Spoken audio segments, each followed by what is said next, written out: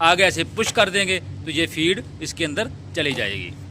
Water में पानी कैसे आता है, चूजा पानी कैसे पीता है, आज मैं आपको कंट्रोल शेड का विजिट करवाऊंगा। कंट्रोल शेड में ज़रूरी तमाम मशीनरीज आपके साथ शेयर की जाएंगी, जो कि एक कंट्रोल शेड मुकम्मल जो कहलाता है वो क्यों कहलाता है।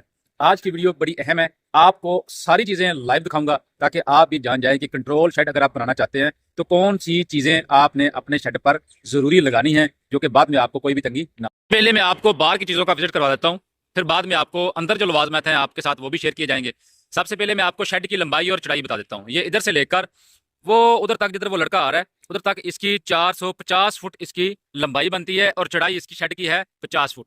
ये डबल स्टोरी शेड है और इसकी कैपेसिटी जो है चूजे की वो 60,000 है, लेकिन हम गर्मी और सर्दी के लिहाज से चूजे की कमी पेशी कर लेते हैं। सबसे पहले मैं आपको ये बाहर वाली चीज़ें आपको वो दिखा देता हूँ। ये मेरे पास 2 ब्रूडर लगे हुए हैं, ये नीचे वाले शेड का, वो ऊपर वाले शेड का। ब्रूडर का किरदार ये होता है कि सर्दियों में जब हमने चूजे को हीट देनी होती है तो ये लकड़ हमारे पास पड़ी हुई है, लकड़ हम इसके अंदर लगाते हैं जैसा कि आप देख रहे हैं।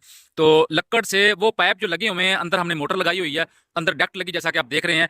ये अंदर चूजे को टेम्परेचर पूरा करती है, हीट देती है। जो इसकी जो हीट हम लकड़ लगा के हीट इसके अंदर बनाते हैं, अंदर ट्यूबें शुबे लगी होती हैं, वो अच्छी खासी हीट अंदर देते हैं। फिर आगे जो पंखा होता है, पंखा इसकी हीट को पूरे शेड में फैलाता है। फिर ये आप देख रहे हैं वेंट लगे हुए हैं, वेंट जो होते हैं ये अंदर सारे मतलब कि चूजे को ऑक्सीजन देते हैं। वेंट की हम डायरेक्ट हवा नहीं देते, हमेशा वेंट को छत की हवा, क्रॉसिंग हवा मतलब कि हम चूजे को देते हैं। है पैड सिस्टम, पैड, ये कूलिंग पैड लगे हुए हैं हमारे पास, जैसा कि हम जैसे कूलर पंखा इस्तेमाल करते हैं उसको पैड लगे होते हैं। ये हमारे पास 3 किस्म मतलब कि 3 पैड लगे हुए हैं। इसकी जो लंबाई और चौड़ाई है ये 50 फुट इसकी ऐसे लंबाई है और इसकी 8 फुट इसकी ऐसे मतलब के चौड़ाई है। तो इसी तरह हमने इसको 150 फुट पैड दी हुई है। आगे हमने जो पंखे लगाए हैं, पंखे देख रहे हैं, जब पंखे चलते हैं तो गर्मियों में ये अच्छी खासी चूजे को कूलिंग देते हैं। फार्म के ऊपर जनरेटर रखे हुए हैं। फार्म के अंदर आपके जनरेटर भी A1 होने चाहिए, जो कि फ्लाक के दौरान या फ्लाक के एंड पर आप इसकी ट्यूनिंग और इसका मोबाइल वगैरह चेंज करें। ये हमने 100 केवी का रखा हुआ है, वो हमने 80 केवी का रखा हुआ है, ये हमने रखा हुआ है 30 केवी का, जो कि हम छोटे चूजे में कभी चलाते होते थे, अब नहीं चलाते इसको। कांटा है और ये कांटे का रूम है।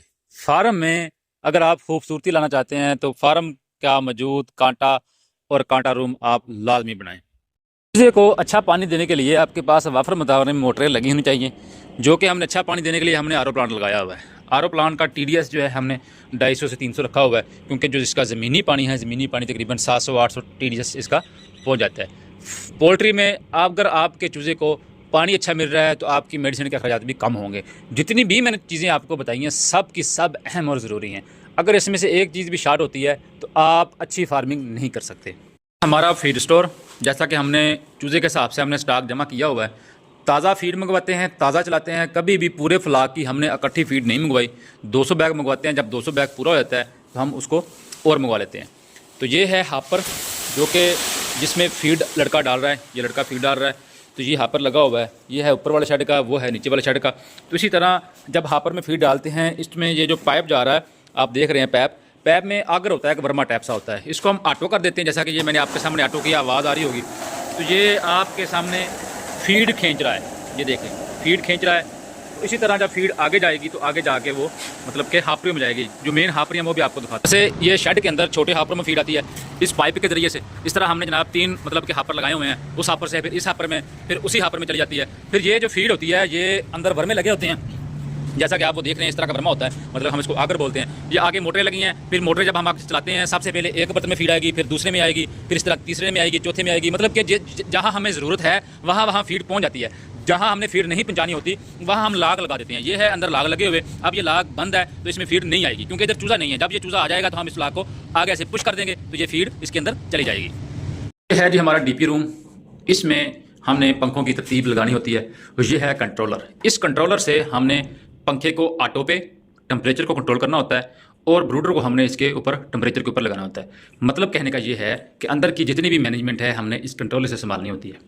रखा हुआ है जो हमें मज़े के जनाबे आज साग या पता नहीं क्या चीज़ बना के खिलाएगा, ठीक है। स्प्रे की टैंकी जो कि आपने बायोसिक्योरिटी लाजमी रखनी होती है। कुछ औजार जो कि फार्म की खूबसूरती होते हैं, जैसा कि पैप रेंच, स्क्रू पाना, हथौड़ी, बहुत सारी ऐसी चीज़ें होती हैं। ये हमारा है मेडिसिन वाला कमरा, जो कि हमने ज़रूरी मेडिसिन इसके अंदर रखी हुई है, जो कि हमें ज़रूरत पड़ जाए तो हमने चलानी होती है। आप इसको स्टोर भी कह सकते हैं। ये 2 टैंकियाँ जो कि हमने चूज़े को पानी देना होता है, इस तरह इन पैपों के ज़रिए नीचे पानी आता है। ये है फीड लेने, जिसमें से मैंने आपको पहले बताया कि चूज़ा फीड खाता है। और ये वाटर लाइन है, जैसा कि इसमें पानी आ रहा है, जो ऊपर वाली टैंकियाँ मैंने आपको दिखाई हैं, उन टैंकियों से पाइपों से गुजर कर पानी इन वाटर लाइनों में आता है। तो वाटर लाइनों में हमने ये रेगुलेटर लगाया हुआ है। रेगुलेटर से हम पानी की चूजे के दिनों के हिसाब से स्पीड कम ज़्यादा कर लेते हैं। अगर कोई भी इसके अलावा मेरे दोस्त का कोई सवाल हो तो मैं हाज़िर हूँ।